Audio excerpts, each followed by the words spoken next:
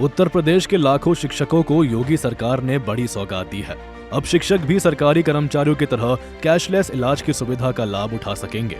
मुख्यमंत्री योगी आदित्यनाथ की अध्यक्षता में हुई कैबिनेट बैठक में इस प्रस्ताव को मंजूरी दे दी गई है।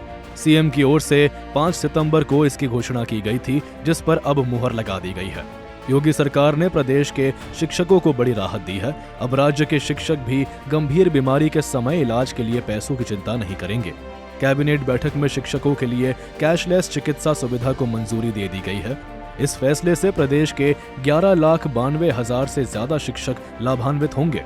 इस योजना के तहत शिक्षक, शिक्षा मित्र, अनुदेशक और स्कूलों में काम करने वाले रसोइया सभी को कैशलेस इलाज की सुविधा मिलेगी। सरकार इस योजना पर करीब 358 करोड़ 61 लाख रुपए खर्च करेगी।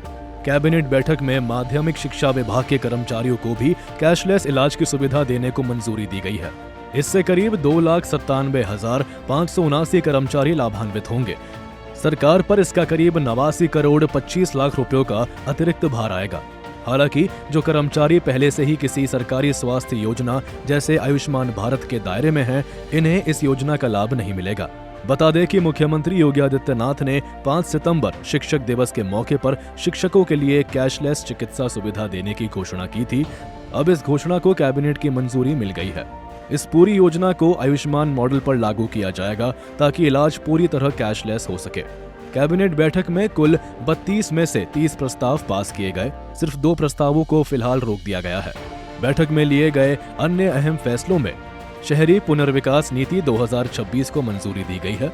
भवनों के नक्शा पास करने की प्रक्रिया आसान होगी। विकास शुल्क की नई दरें लागू होंगी।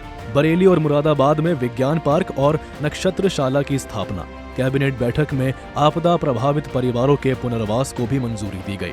बहराइच जिले के परतापुर समेत अन्य गांवों में आपदा से प्रभावित परिवारों को सरकारी आवास और भूमि का पट्टा दिया जाएगा।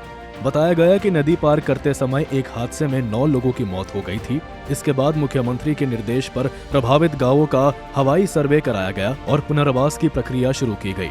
करीब 136 परिवारों को मुख्यमंत्री आवास योजना के तहत घर और खेती के लिए जमीन का पट्टा दिया जाएगा।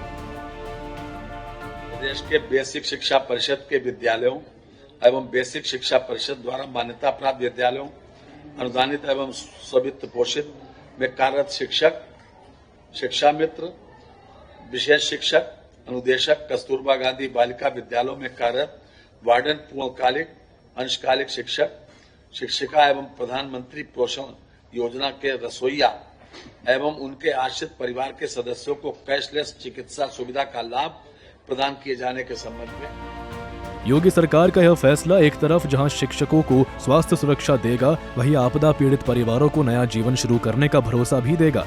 शिक्षा से लेकर पुनर्वास तक कैबिनेट बैठक में लिए गए फैसले सरकार की प्राथमिकताओं को साफ तौर पर दिखाते हैं। सूर्य समाचार के लिए लखनऊ ब्यूरो से रिपोर्ट।